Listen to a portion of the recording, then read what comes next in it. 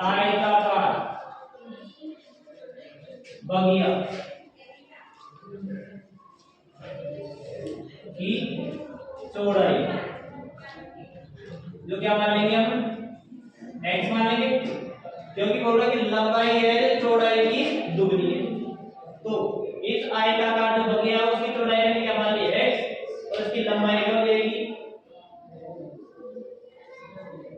दुगनी के लिए बोल रहा है तो 2x। ठीक है, अब देखो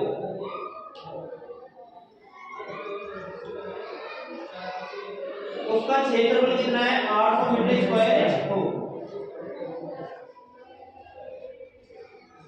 देखो आयताकार बगिया का क्षेत्रफल कितना बता रहा है हमारे को, 800 मीटर स्क्वायर। अब देखो आयताकार बगिया के लिए बोल रहा है और उसका क्षेत्रफल हमारे को दे रखा है, तो आयत का क्षेत्रफल क्या होता है,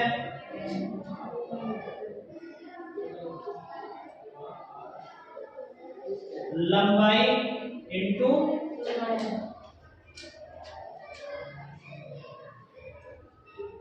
यही होता है।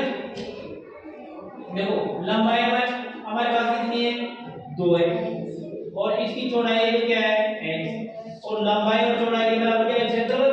तो क्षेत्रफल कितना दे रहा है मेरे को, 800 मीटर स्क्वायर। 2x को x से गुणा करेंगे कितना हो जाएगा, 2x स्क्वायर बराबर कितना है, 800।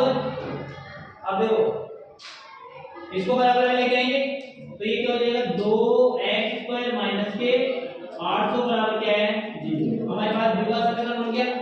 अब इसमें जांच करेंगे कि इनका जो मूल है, मूलों का जो अस्तित्व है या नहीं है, ये देखना है। तो मूलों का अस्तित्व देखने के लिए क्या फॉर्मूला है,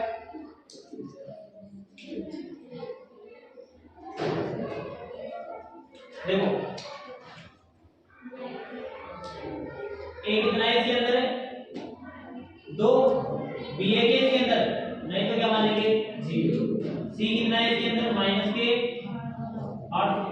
तो देखो d ज्ञात करने का फॉर्मूला क्या है, b square minus 4ac। b कितना है हमारे पास, 0 माइनस 4 इंटू a कितना है हमारे पास, 2 इंटू b कितना, c कितना है हमारे पास, माइनस के 800। 0 का स्क्वायर तो 0 ही होता है, 4 को 2 से गुणा करेंगे तो 8, और 8 को 8 से गुणा करेंगे तो 8 के कितने लेंगे, तो माइनस और माइनस क्या हो जाएगा, प्लस के 2 हो जाएंगे। मतलब d का जो मान आया है वो हमारे पास कितना है, 6400 मीटर स्क्वायर। अब देखो इधर ये तो d का मान है, प्लस में आ रहा है, मतलब मूलों की जो प्रकृति वो क्या है, भिन्न भिन्न है।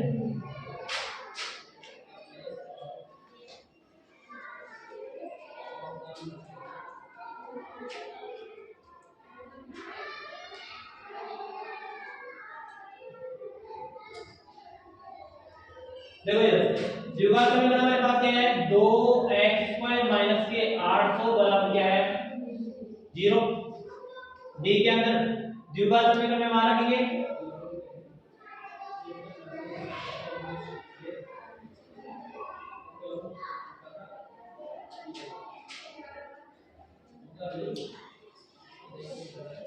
द्विघात सूत्र क्या होता है, माइनस का b प्लस माइनस अंडर में b स्क्वायर माइनस 4ac बटे 2 इंटू a। देखो यहाँ पे मूल वास्तविक भी है और मूल क्या है, भिन्न। वास्तविक और क्या है, भिन्न मतलब अलग अलग मान आएंगे। तो देखो माइनस की जगह माइनस b हमारे पास क्या है, 0, प्लस माइनस इसका मान हमारे पास कितना है, 6400 है, बटा में 2 इंटू a कितना हमारे पास, 2 को 2 से गुणा करेंगे कितने आ जाएंगे, यहाँ पे तो 0 आएगा, प्लस माइनस 6400 का वर्गमूल कितना होता है, 80, और 2 दूनी 4। देखो एक बार तो प्लस करना है और एक बार क्या करना है, माइनस। तो देखो प्लस करने पर देखो जीरो माइनस का है, लेकिन जीरो में प्लस करो या माइनस करवा देंगे, कितना आ जाएगा हमारे पास? 0 प्लस 80 बटे 4, तो कितना आएगा? 80 में 4 का कितना आएगा? 20। माइनस करने पर माइनस करते हैं तो क्या मान आएगा? माइनस करते हैं तो माइनस का 80 बटे 4, तो माइनस का कितना आएगा? 30, जो कि संभव नहीं। संभव ये नहीं तो हम लिखेंगे ऋणात्मक मान।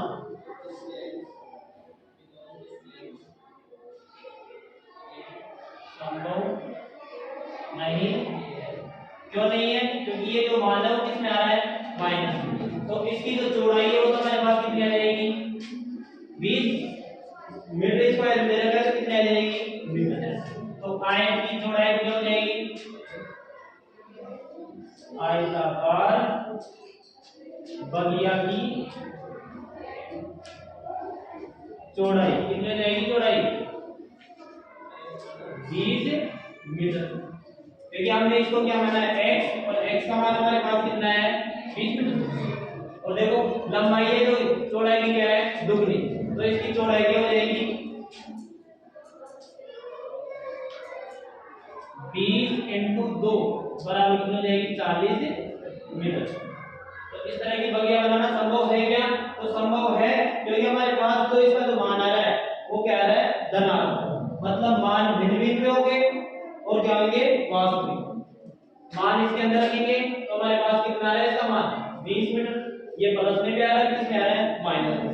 अब माइनस में तो संभव नहीं है, क्योंकि जैसे किसी की लंबाई तो माइनस में संभव हो सकती है क्या? नहीं। तो एक मान तो 20 आ जाएगा, तो इसकी जो चौड़ाई हो तो 20 मीटर हो जाएगी, और इसकी लंबाई कितनी हो जाएगी? 20 को 2 से गुणा करेंगे तो 40।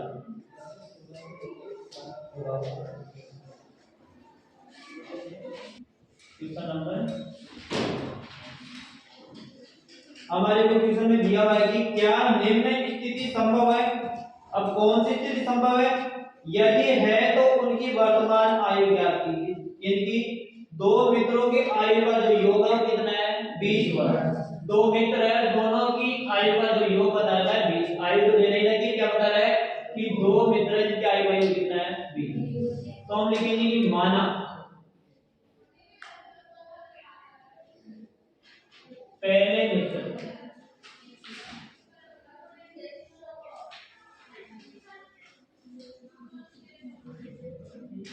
आयु, वर्तमान आयु दे रखे ना, वर्तमान आयु, पहले मित्र की वर्तमान आयु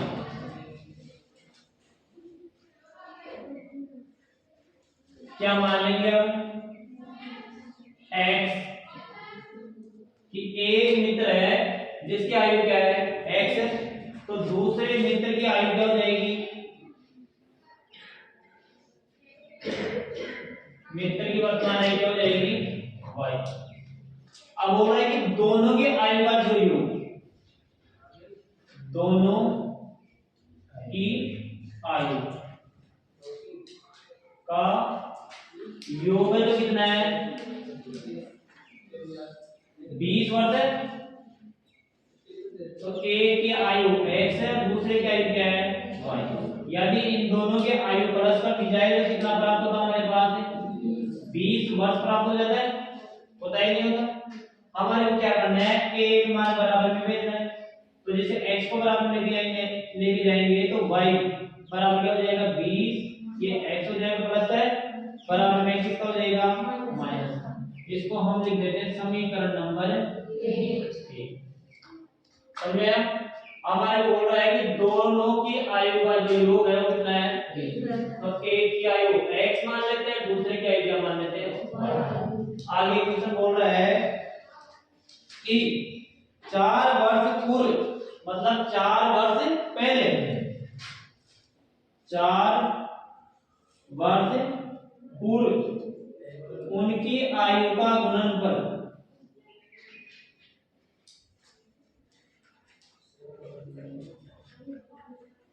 उनकी आयु का गुणनफल कितना हो जाता है?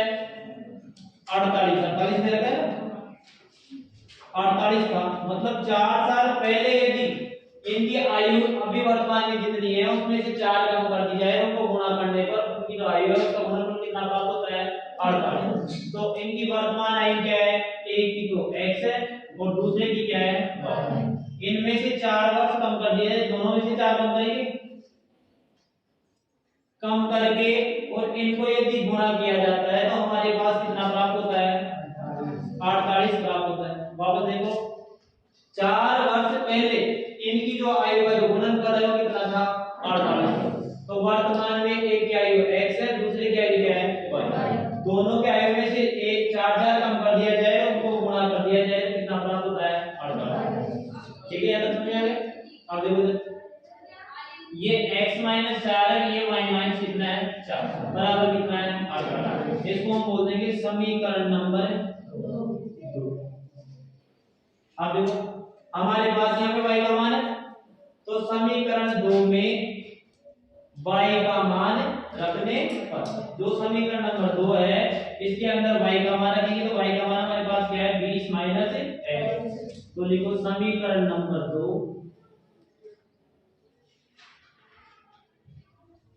y का मान रखने पर। अब समीकरण 2 में देखो x माइनस 4 में से क्या रहेगा इनटू, यहाँ पे y की जगह देखो क्या रखेंगे 20 माइनस x, तो y को हटाना है उसकी जगह रखना है 20 माइनस x और माइनस के कितना देंगे 4, बराबर कितना है 18। यहाँ तक समझ आया। अब देखो पहले तो इसको कर लेते हैं, 20 में से 4 जाएंगे कितने बचेंगे 16 बचेंगे। तो देखो x माइनस 4 यहाँ पे आ जाएगा 20 में से 4 घटाएंगे कितने आएंगे 16 माइनस x बराबर कितना है 8। अब देखो दोनों के बीच में इनटू का चिन्ह है, तो x से भी इसको गुणा करना है और माइनस 4 से भी इसको क्या करना है गुणा। तो देखो x को गुणा करेंगे तो x इधर क्या जाएगा 16 माइनस x, फिर माइनस 4 से इनटू करेंगे तो माइनस 4 16 माइनस x बराबर कितना है 8।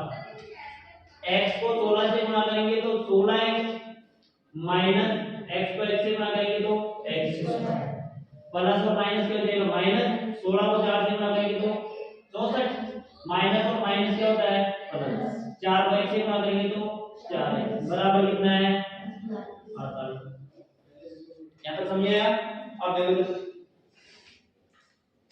समीकरण क्या है हमारे पास 16x माइनस का x स्क्वायर माइनस के 6x 6 नहीं 64 कितना है 64 प्लस के 4x और बराबर कितना है 48।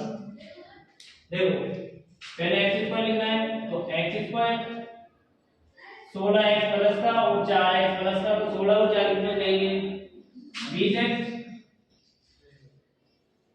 देखो ये माइनस की संख्या है तो माइनस के 64 बराबर कितना है 48। इसको बराबर में लेके जाएंगे तो जो संख्या माइनस की तो प्लस की हो जाएगी, तो प्लस की किसकी हो जाएगी माइनस की, तो ये माइनस का इधर जाके किसका हो जाएगा प्लस का, ये प्लस की इधर किसकी हो जाएगी, और ये संख्या प्लस माइनस की बराबर में किसकी हो जाएगी, और प्लस की इधर कितने हैं 48 बराबर क्या है। देखो x स्क्वायर माइनस के 20 है 64 और 48 को जोड़ेंगे कितने आते हैं, तो प्लस की संख्या आएगी 8 और 4 12, 6 और 4 10 और ये कितने हो जाएंगे 11 बराबर है।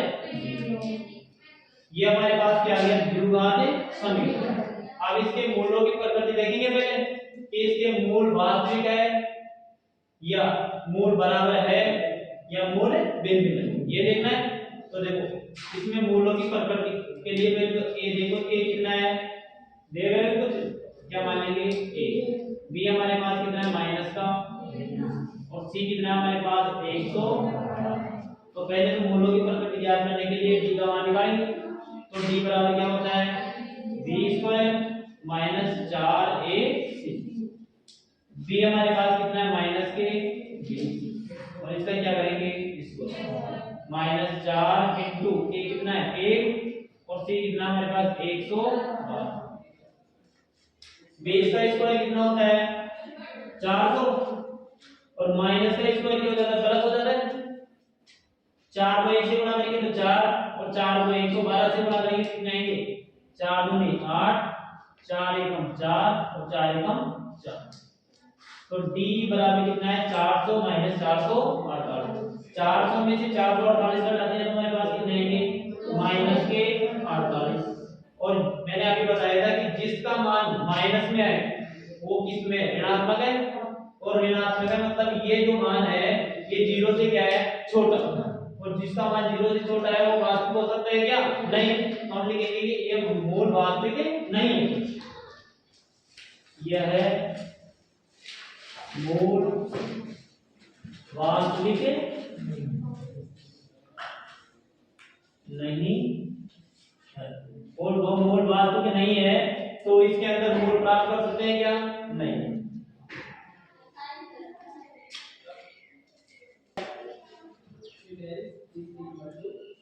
क्या परिमाप 80 मीटर तथा क्षेत्रफल 400 मीटर स्क्वायर के एक पार्क को बनाना संभव है, यदि है तो उसकी लंबाई और चौड़ाई ज्ञात है। अब पार्क है तो किस आकार का है आयताकार है, क्योंकि उसकी लंबाई और चौड़ाई है। तो माना आयताकार पार्क,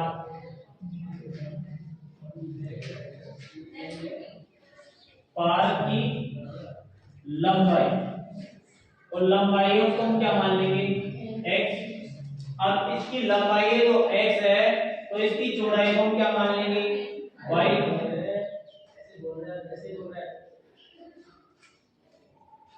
आयताकार पार्क की लंबाई क्या होगी x और चौड़ाई क्या हो जाएगी y। अब बोल रहे हैं कि इसका जो परिमाप है वो 80 मीटर है।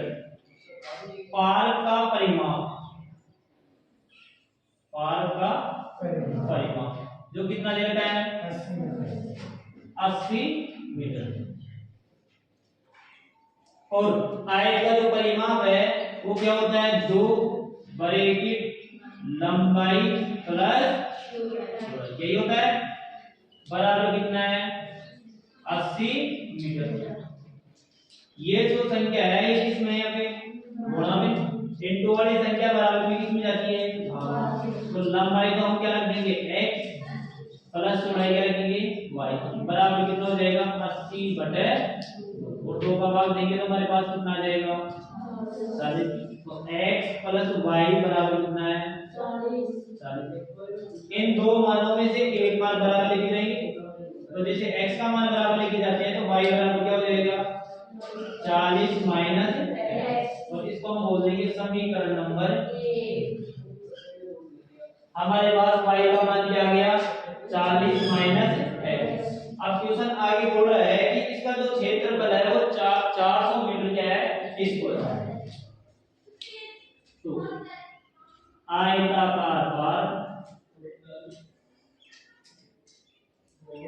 का क्षेत्रफल, और क्षेत्रफल है जो कितना है 400 मीटर स्क्वायर। और आपको ये तो पता ही है कि आयत का जो क्षेत्रफल है वो क्या होता है लंबाई इंटू चौड़ाई। तो लंबाई हमारे पास x है और चौड़ाई क्या है y, बराबर कितना रखेंगे 400। अब देखो x इंटू y बराबर कितना है 400, तो हमारे पास y का मान आ चुका है पहले, तो इसको मानेंगे समीकरण नंबर 2। समीकरण 2 के अंदर इसका मान रखेंगे y, तो लिखते हैं कि समीकरण 2 में y का मान रखने पर,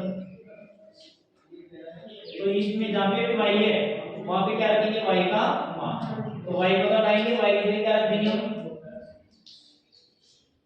40 माइनस x बराबर कितना जाएगा 40। अब देखो ब्रैकेट के अंदर और ब्रैकेट के बाहर दोनों तरफ संख्या है, तो ब्रैकेट वाली संख्या से गुणा करेंगे, तो 40 को x से गुणा करेंगे तो हमारे पास कितना आ जाएगा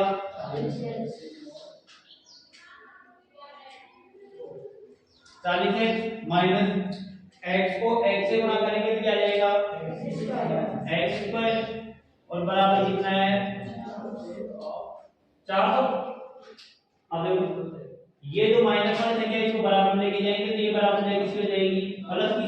तो x स्क्वायर माइनस 40x और ये इधर प्लस की है, प्लस के 40 बराबर क्या है।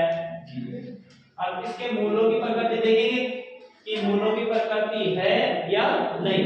तो मूलों की प्रकृति ज्ञात करने के लिए क्या करेंगे, d का फॉर्मूला लगाएंगे और d बराबर क्या होता है b स्क्वायर माइनस 4ac। अब a भी चाहिए b भी चाहिए और क्या चाहिए c। तो a हमारे पास कितना है a, b हमारे पास कितना है माइनस के, और c हमारे पास कितना है तब आगे बढ़ते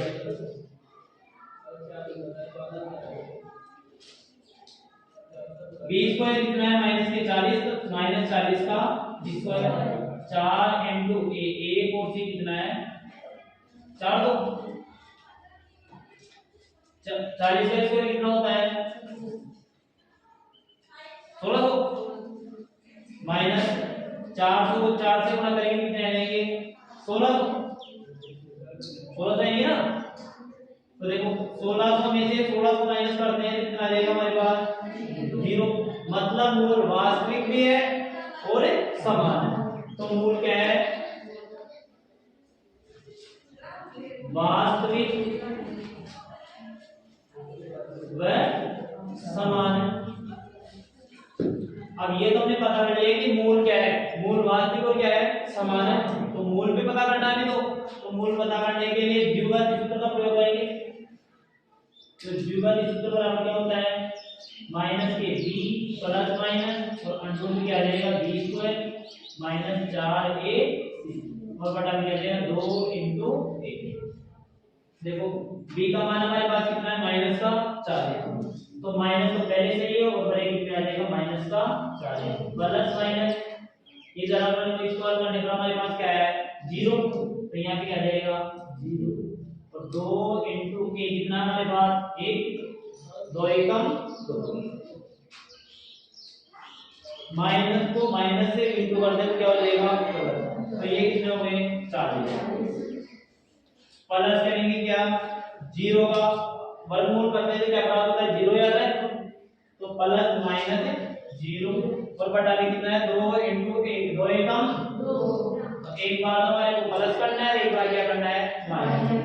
तो प्लस करने पर तो 40 प्लस 0 बटे 2 और 40 में 0 प्लस करने से कितना आएगा 40 आएगा और 40 में 2 का भाग देने में कितना आता है माइनस करने पर माइनस करते हैं तो 40 माइनस 0 बटे 40 में से 0 माइनस करेंगे तो हमारे पास क्या आएगा 40 ही आएगा और 40 में 2 का भाग देंगे